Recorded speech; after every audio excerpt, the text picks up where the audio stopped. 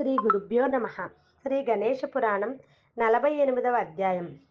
అంబావిర్భావం అనంతరం వ్యాసమునీంద్రుడు బ్రహ్మదేవుని ఇలా ప్రశ్నించాడు. ఓ చతురానన, త్రిపురాసుర సంహార చరిత్రను నాకు వర్ణించి చెప్పావు.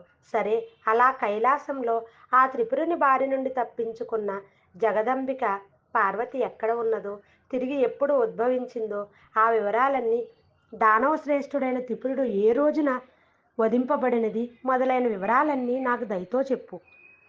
ఓ వ్యాసమునీంద్ర, పూర్ణిమ తిథులు అన్నింటిలోని ప్రభావవంతమైనది. ఆ రోజు దినభాగమంతా శంకరుడు దానవునితో ఘోరంగా యుద్ధం చేశాడు.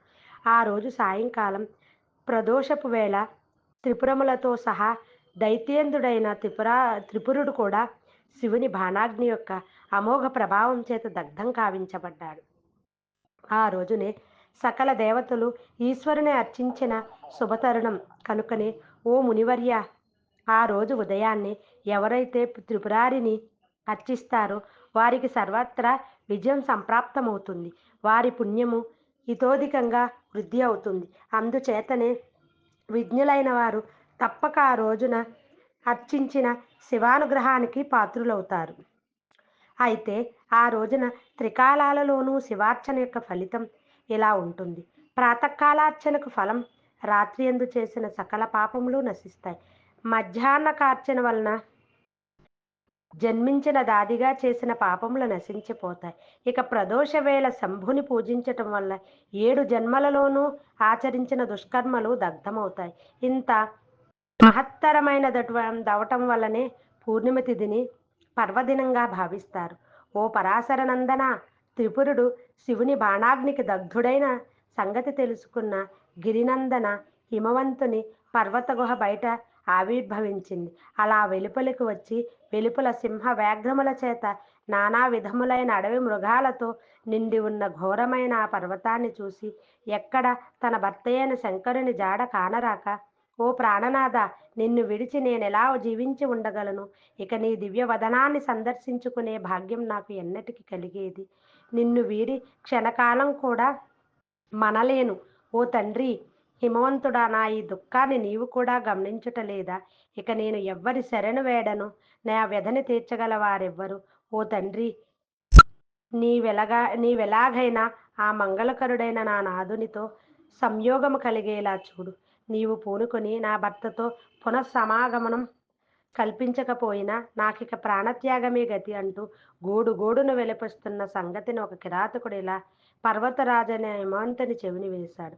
ఓ పర్వతరాజా, ఓ మంగళప్రదురాలైన స్త్రీ సర్వాలంకరములతో అలంకృతయై చెవులకు గుండ్రని తాటంకాలను, నుదుట ముత్యాలతో అలంకరింపబడ్డ ఆభరణాన్ని ధరించి, ముక్కుకు బంగారు ముక్కెరను, చేతులకు దండకడియాలతో మురుగులతో పాటు వెలలేని నవరత్న ఖచిత తాపితమైన ఉంగరాన్ని ధరించి, మెడలో ముత్యాల హారాలతో మొలకు మెరిసే బంగారు వడ్డానంతో గల్లున మోగే కాలియందెల అలంకారాలతో శోభిల్లుతుండగా ఎందుకో ఆమె అతి దుఃఖంతో వివసురాలై నీ పేరును మాత్రం బిగ్గరగా చెబుతూ శోకిస్తోంది.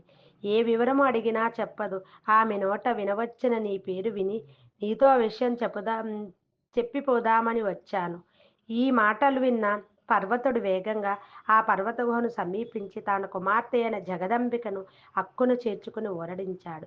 ఆమె యొక్క నిజస్వరూపాన్ని గుర్తు చేస్తూ, ఓ తల్లి, నీవు సర్వశక్తిమంతురాలవు, సకల సృష్టి స్థితిలయములకై కారకురాలవు, సమస్త కోరికలు పరిపూర్తి అయినట్టి మంగళప్రదురాలవు. నీకి దైన్యమేమిటమ్మా?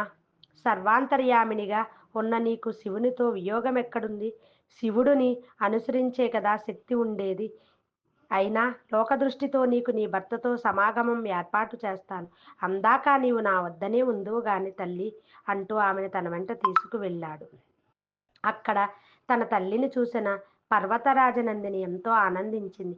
అయినా భర్త యొక్క వియోగం తనని వేధిస్తుండటంతో విరహాగ్నిలో తప్తురాలై వేరువేరు నిట్టూర్పులు విడవసాగింది. తన తండ్రికి నమస్కరించి, ఓ తండ్రి, నా భర్త అయిన సాంబశివుడిని తిరిగి పొందేందుకు ఏదైనా చక్కని ఉపాయం, తపంగాని వ్రతంగాని ఉపదేశించు. అలా చేసి పూర్వంలా ఘోర తపస్సు ఆచరించి నా భర్త అనుగ్రహాన్ని పొందుతాను.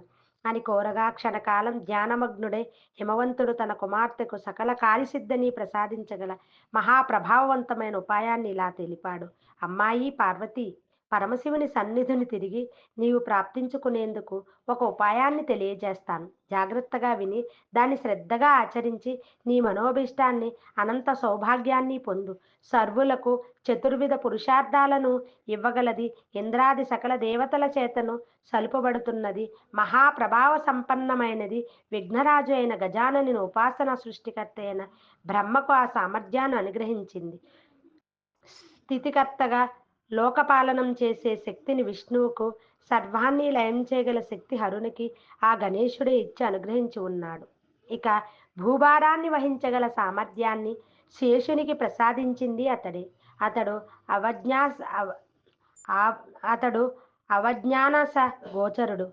బ్రహ్మేంద్రాదులు గాని నారదాది మహర్షులు గాని ఆ సర్వేశ్వరుని స్వరూపం తెలుసుకోలేరు. నిర్గుణ పరబ్రహ్మ స్వరూపుడై ఉన్నప్పటికీ తన నిజభక్త జనుల అనుగ్రహార్థయై తన నిజభక్త జనుల అనుగ్రహార్థమై ఈ అనుగ్రహకరమైన గజానన రూపంలో ఆవిర్భవించాడు.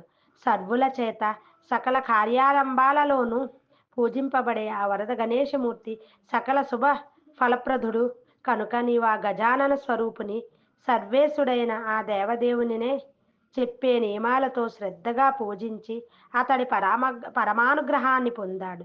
ఇది శ్రీ గణేశ పురాణం ఉపాసనాఖండంలోని అంబావిర్భావం అనే 48వ అధ్యాయం సంపూర్ణం.